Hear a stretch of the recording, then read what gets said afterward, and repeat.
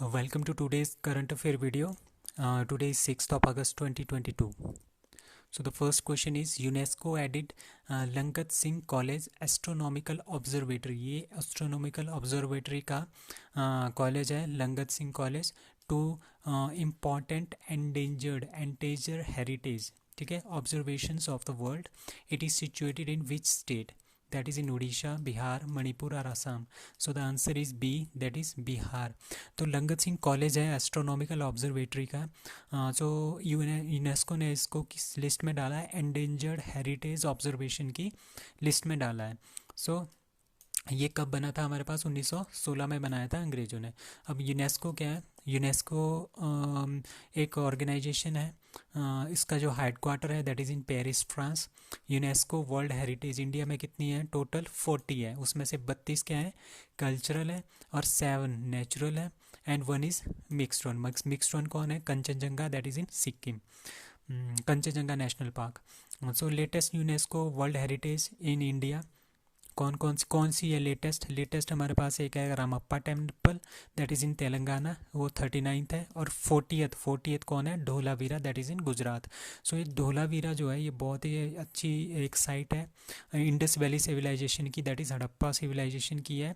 It is India's most prominent archaeological site associated with the Indus Valley civilization. So UNESCO की intangible sites वो होती है अमूर्त धरोहर, मतलब कि जिसको हम टच नहीं कर सकते, लाइक दिस. सो ये कितनी हमारे पास? 14 है. सो लेटेस्ट कौन है? दुर्गा पूजा, ये भी यूनेस्को की इंटेंजिबल साइट्स में है. नंबर 2 इज़ ऑपरेशन मुक्ति. ऑपरेशन मुक्ति कब स्टार्ट हुआ था? कहाँ पे स्टार्ट हुआ? दैट इज केरला, आंध्र प्रदेश, तमिलनाडु और उत्तराखंड. सो the answer is D is Uttarakhand. तो आपने मुक्ति रखना है, याद रखना है मुक्ति कहाँ पे मिलती है? पहाड़ों में, दैट इज़ इन उत्तराखंड. सो इसका एम क्या है? तो हम देखते हैं कि बहुत सारे छोटे छोटे बच्चे भीख मांगते हैं, तो उनको रोकने के लिए ये ऑपरेशन मुक्ति स्टार्ट किया गया है. इसमें जितने भी बच्चे होंगे उनको बोलेंगे नो बैगिंग, ओनली एजुकेशन के लिए उनको प्रेरित करेंगे to stop begging and to encourage kids for the education. So कुछ और ऑपरेशंस हमने स्टार्ट किए थे, लाइक ऑपरेशन परिवर्तन. ऑपरेशन परिवर्तन आंध्र प्रदेश ने स्टार्ट किया था to stop the cultivation of ganja की खेती को स्टॉप करने के लिए. ऑपरेशन गंगा कब हुआ था? ऑपरेशन गंगा जब यूक्रेन और रशिया के बीच में वॉर हो रहा था, स्टार्ट हुआ था, उस टाइम जो इंडियंस वहाँ पे स्टूडेंट्स थे उनको वापस लाने के लिए ऑपरेशन गंगा स्टार्ट किया गया था. एंड ऑपरेशन देवी शक्ति किया था जब अफ़गानिस्तान में क्राइसिस चल रहे थे, तो अफ़गानिस्तान से लोगों को वापस लाने इंडिया, उसके लिए ऑपरेशन देवी शक्ति. ऑपरेशन मेघदूत सियाचिन में जब कब्जा हो गया था, पाकिस्तानी ट्रूप्स वहाँ पे आ गए थे, तो उनको भगाने का काम किया था ऑपरेशन मेघदूत ने, तो 1984 में. Operation Vijay, that is Kargil Vijay. Kargil जो वॉर हुआ था 1999 में अटल बिहारी वाजपेयी के टाइम में, तो 26 जुलाई 1999 को ऑपरेशन विजय सक्सेसफुल रहा and India won. So Kargil day, that is 26 July. Operation Trident त्रिशूल, दैट इज़ 1971 में जब वॉर हो रही थी इंडिया और पाकिस्तान की, तब इंडियन नेवी जो है वो चली गई थी कराची पोर्ट में और उन्होंने वहाँ पे कब्जा कर लिया था, तो इसको बोलते हैं operation Trident, that is operation त्रिशूल. और तभी 4 दिसंबर को क्या मनाते हैं? इंडियन नेवी डे भी मनाते हैं. नाउ नेक्स्ट वन इज चिराग. चिराग का मतलब है चीफ मिनिस्टर इक्वल एजुकेशन. ठीक है, रिलीफ असिस्टेंट एंड ग्रांट. ठीक है, स्टार्टेड बाय केरला, पंजाब, हरियाणा और Tamil Nadu. So the answer is C, Haryana. तो हरियाणा ने स्टार्ट किया है chief minister equal education, relief assistant and grant. तो इसका मतलब क्या है? इसमें हम करेंगे जो इकोनॉमिक वीकर सेक्शन वाले स्टूडेंट्स हैं उनकी एडमिशन प्राइवेट स्कूल्स में होगी, और प्राइवेट स्कूल में होगी और उनको कोई भी फीस पे नहीं करनी पड़ेगी, that is education in private schools for free. ठीक है. सो एनुअल इनकम कितनी होनी चाहिए उस स्टूडेंट की? एनुअल इनकम जो फैमिली इनकम है वो होनी चाहिए 1.8 लाख से कम. सो ई अधिगम योजना भी हरियाणा गवर्नमेंट ने स्टार्ट की थी. इसमें टैबलेट देंगे हम स्टूडेंट्स को फॉर ऑनलाइन एजुकेशन के लिए. अब कुछ कॉन्स्टिट्यूशन के अमेंडमेंट देखते हैं. 101 101st कॉन्स्टिट्यूशन अमेंडमेंट कब हुई थी, किस किस के रिलेटेड है, दैट इज़ जीएसटी के रिलेटेड है। 102nd constitution amendment that is OBC का कमीशन इसमें बना था। 103rd constitution amendment that is 10% quota to the EWS, ये आपने याद रखना है, ये बहुत ही ज़्यादा इंपॉर्टेंट है। Now 104th constitution amendment that is SC/ST जो है उनके लिए जो कोटा है वो 10 साल एक्सटेंड कर दिया है, एंड एंग्लो इंडियन का जो कोटा है इसको रिमूव कर दिया है। तो इसके बेस पे काफ़ी ज़्यादा क्वेश्चन बेस से पूछा गया है। Now next one is what is Danuri. Danuri क्या है? It is a moon mission by NASA, moon Mars mission by JAXA, JAXA is space agency of Japan, moon mission of South Korea और Mars mission of Iran. So the answer is C, that is moon mission of South Korea. तो आपने ये याद रखना है, ये इनका सबसे पहला मून मिशन है to moon mission by South Korea, that is Danuri. ठीक है, तो अभी तक ओनली 3 ही कंट्रीज सक्सेसफुली मिशन उनके लॉन्च हो गए हैं टू द मून। उन 3 कंट्रीज़ में है एक India and US and China. ठीक है, 3 है। अगर ये सक्सेसफुल हो जाता है तो South Korea will become the 4th one which will have mission successful mission to the moon. तो साउथ कोरियन जो लूनर बोलते हैं, लूनर ऑर्बिटर बोलते हैं इसको, लूनर मतलब कि चांद। ठीक है, so it is to be launched on SpaceX के फॉल्कन 9 से। स्पेस एक्स की एक लॉन्च व्हीकल है, उसका नाम है Falcon 9।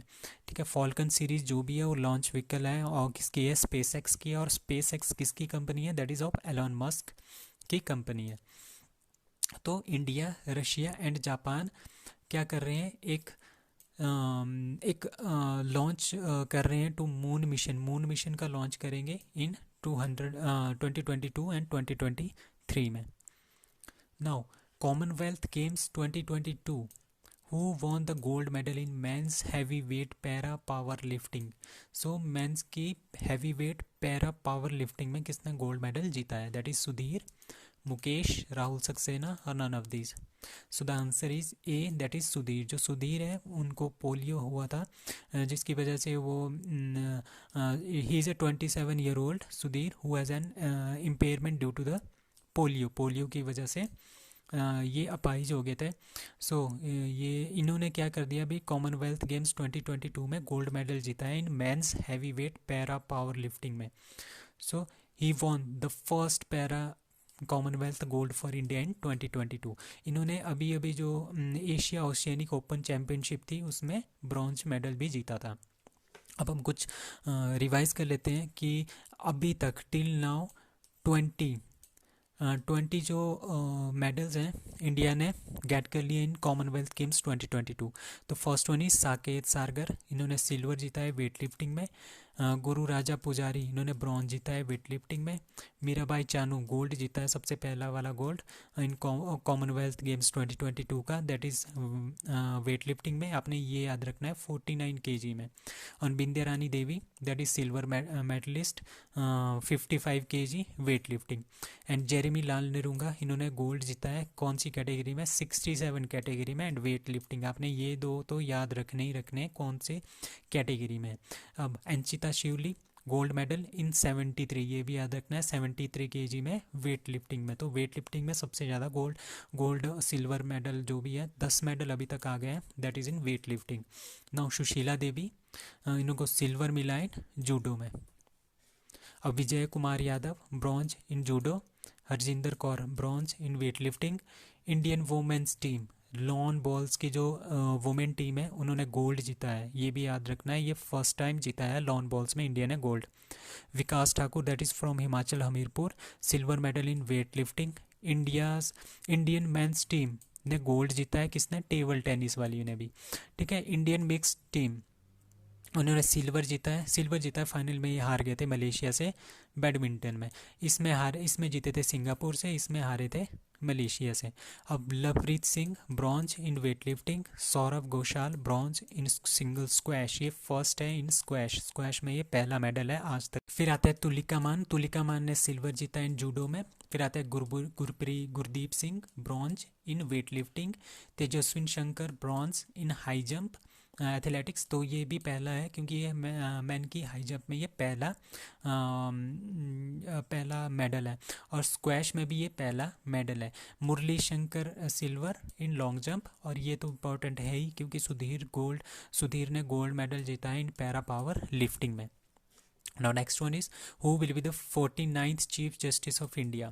So Uday Umesh Lalit, N.V. Ramanna, Rajiv Kumar, or none of these? So answer is A, that is Uday Umesh Lalit, that is you Lalit. आपने काफ़ी न्यूज़ में भी सुना होगा कि यू ललित जो है next chief justice of India होंगे।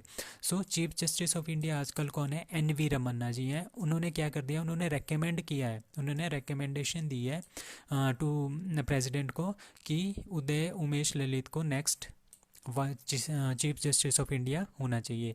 He will have a tenure of less than 3 months, क्योंकि वो पहले से ही 65 ईयर्स के होने वाले हैं, और क्योंकि इनका टेन्योर ही 65 ईयर्स और 6 ईयर्स जो भी पहले आए उस हिसाब से होता है, तो ये इनको बस 3 महीने का टाइम ही है, ये चीफ जस्टिस ऑफ इंडिया बनेंगे।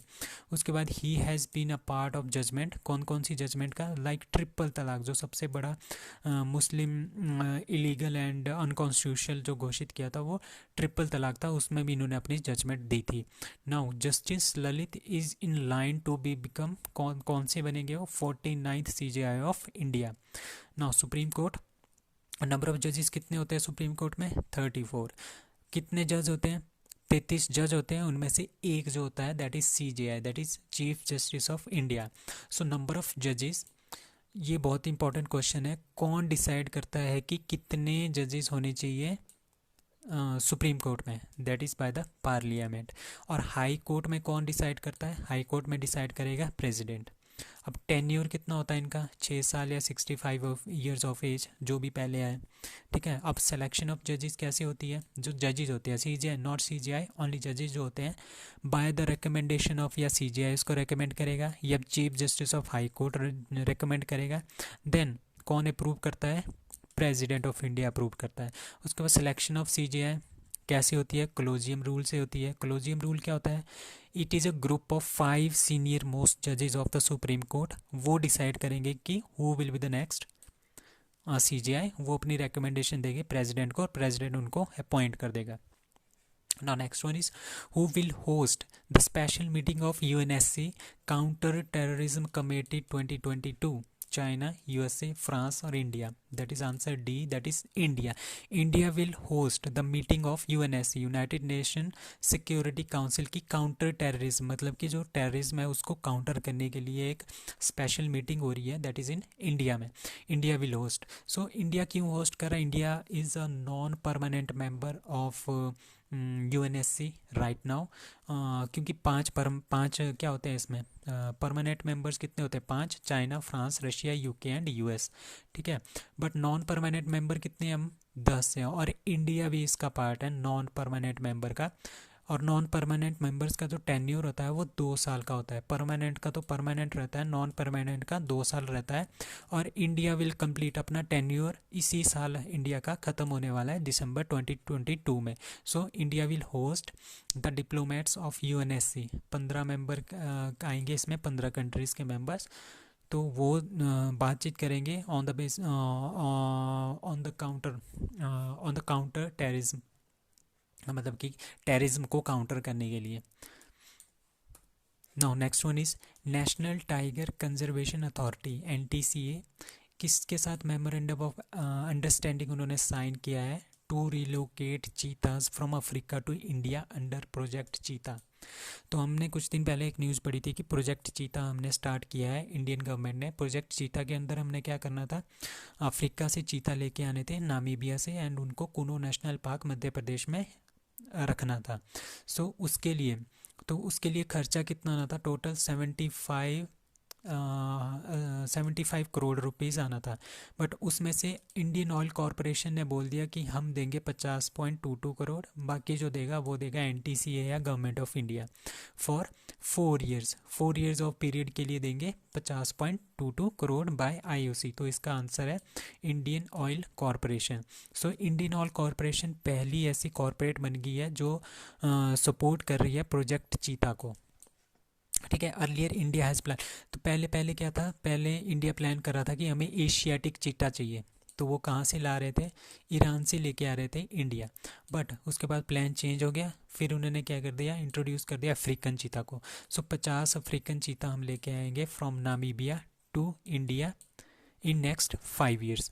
सो 10 से 12 चीता हम इसी साल लेके आएंगे in Kuno Palpur national park, that is in Madhya Pradesh. Now Amazon India signed an agreement with Indian Railways, sorry यहाँ पे मैं ये करना भूल गया था। So dash dash signed an agreement with Indian Railways to boost delivery. Delivery मतलब कि सामान की डिलीवरी के लिए इंडियन रेलवे के साथ किसने पैक्ट किया है।